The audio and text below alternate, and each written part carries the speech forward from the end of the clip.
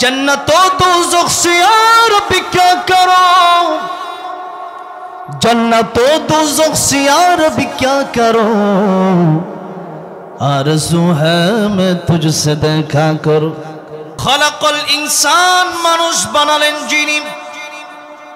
খুবই অল্প সময়ের ভিতরে এই কথাগুলো শেষ করে দেব, তাফসীর লম্বা করব না। প্রথমেই আসি আমরা, আল্লাহ বললেন আমি রহমান রহিম, অর্থাৎ আল্লাহ দয়াময়, আল্লাহ করুণাময়। আমরা যত গুনাহ করি, গুনাহ করতে যেমন পছন্দ করি, আল্লাহ রাব্বুল আলামিন আমাদেরকে ক্ষমা করতেও ভালোবাসেন, এটা আল্লাহ বোঝালেন।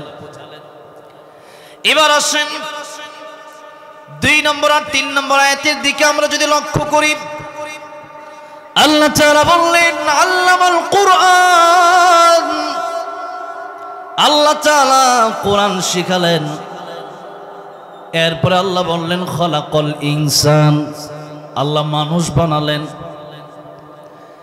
এখন আল্লাহ কোরআন শরীফের সূরা রহমান, যে সূরা রহমান আল্লাহ রাব্বুল আলামিন জান্নাতের ভিতরে মানুষ যাওয়ার পরে জান্নাতি মানুষদেরকে আল্লাহ নিজে সূরা রহমান তেলাওয়াত করে শোনাবেন, বলেন সুবহানাল্লাহ। জান্নাতে যাওয়ার পর আল্লাহ মানুষকে জিজ্ঞাসা করবেন, ও জান্নাতীরা তোমাদের কি আর কোনো চাওয়া পাওয়া বাকি আছে নাকি? জান্নাতীরা বলবে আল্লাহ আর কোনো চাওয়া পাওয়া আমাদের বাকি নাই। কোরআন শরীফে যা যা বলেছিলেন তার চাইতে 97 গুণ বেশি আমরা পেয়েছি। কিন্তু নবীরা চুপ করে থাকবেন।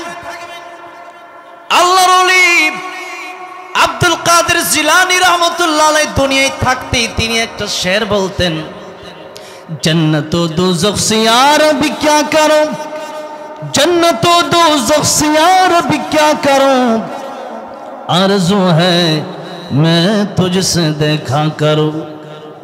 আল্লাহ তাআলা জান্নাত দিয়ে আমি কি করব? দিয়া দিও জাহান্নামে।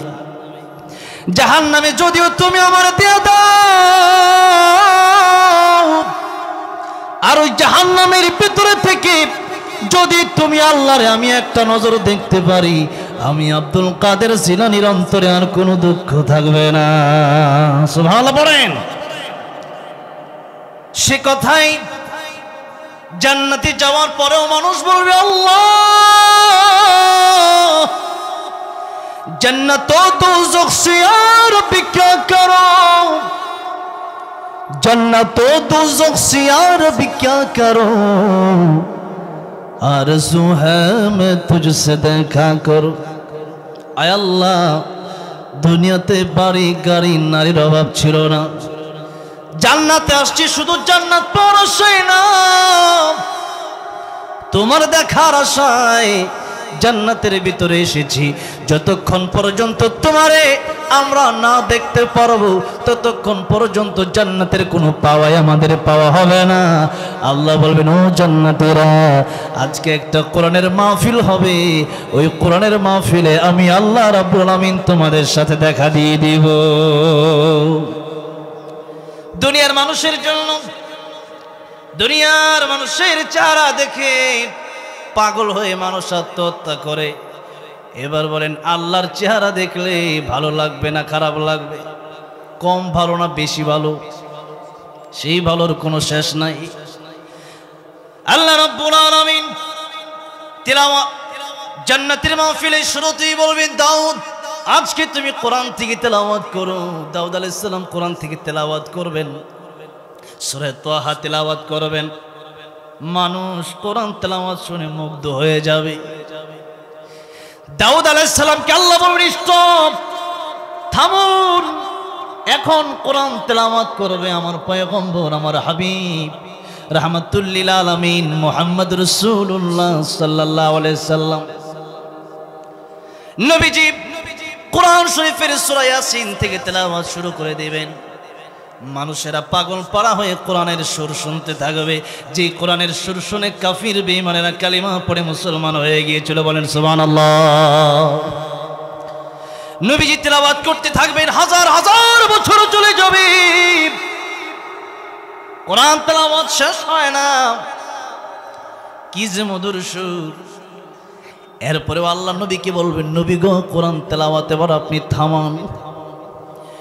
এবার আল্লাহ রাব্বুল আলামিন জান্নাতীদেরকে জিজ্ঞাসা করবেন, ও জান্নাতীরা, এতক্ষণ যে কোরআন তেলাওয়াত তোমরা শুনেছো কেমন লেগেছে? আয় আল্লাহ, এমন মধুর সুরে কোরআন তেলাওয়াত জীবনেও শুনি নাই। আল্লাহ বলবেন, ও জান্নাতীরা, দাউদ পয়গম্বর কোরআন তেলাওয়াত করে শুনিয়েছেন, আমার বন্ধু বিশ্বনবী রাহমাতুল লিল আলামিন কোরআন তেলাওয়াত করে শুনিয়েছেন। আর যে কোরআন আমি আল্লাহ নাজিল করেছি, ওই কোরআন যদি আমি আল্লাহ তোমাদেরকে আজকে তেলাওয়াত করে শোনাই, তাহলে তোমাদের কেমন লাগবে? মানুষ বলবে, আল্লাহ,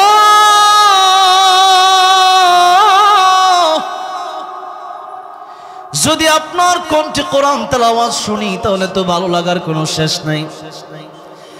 এবার আল্লাহ রাব্বুল আলামিন সূরা রহমান তেলাওয়াত করে শোনাবেন, আনার রহমান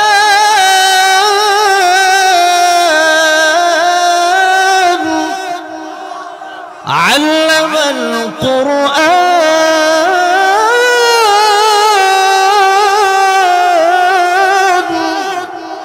আল্লাহ তেলাওয়াত করতে থাকবেন, হাজার হাজার বছর চলে যাবে, মানুষ কোরআন তেলাওয়াত শুনে দিশেহারা হয়ে যাবে, অজ্ঞান হয়ে যাবে।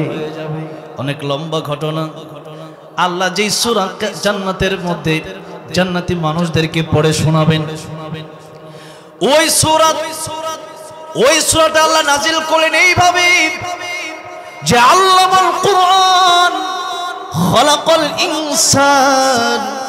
আমি আল্লাহ কোরআন শিখালাম, মানুষ বানালাম। অথচ আমরা জানি যে মানুষ দুনিয়াতে আমরা আসলাম আগে, এরপরে না আমরা কোরআন শিখলাম। এখন এই দুয়াতের ব্যাখ্যায় মুফাসসিরে কেরামগণ কি বললেন? মুফাসসিরে কেরামগণ বললেন, আসলে মানুষের ঘরে জন্ম নিলে আসল মানুষ হওয়া যায় না, জন্মগত মানুষ হওয়া যায়, গুণগত মানুষ হওয়া যায় না। মানুষের ঘরে জন্ম নিয়েছে আসাদ নূর, মানুষের ঘরে জন্ম নিয়েছে তাসলিমা নাসরিন, মানুষের ঘরে জন্ম নিয়েছে খুনি হাসিনা। কিন্তু মানুষের ঘরে জন্ম নিয়ে তারা মানুষ হতে পারে নাই, বরং কুত্তার চাইতে নিকৃষ্ট হয়েছে। তারা বাংলাদেশ থেকে পালিয়েছে। তারা ঠিক কিনা জোরে বলেন? ঠিক তেমনি ভাবে এই দারুল আমিন আইডিয়াল মাদ্রাসা যদি আপনার সন্তানকে যদি আপনি দিতে পারেন, এই কোরআনের শিক্ষা যদি অর্জন করতে পারে, এই কোরআনের আলোয় যদি তারা আলোকিত হতে পারে, কমপক্ষে সন্তান কোনদিন আসাদ নূর তাসলিমা নাসরিনের মতো নাস্তিক হবে না, হাসিনার মতো খুনি হবে না।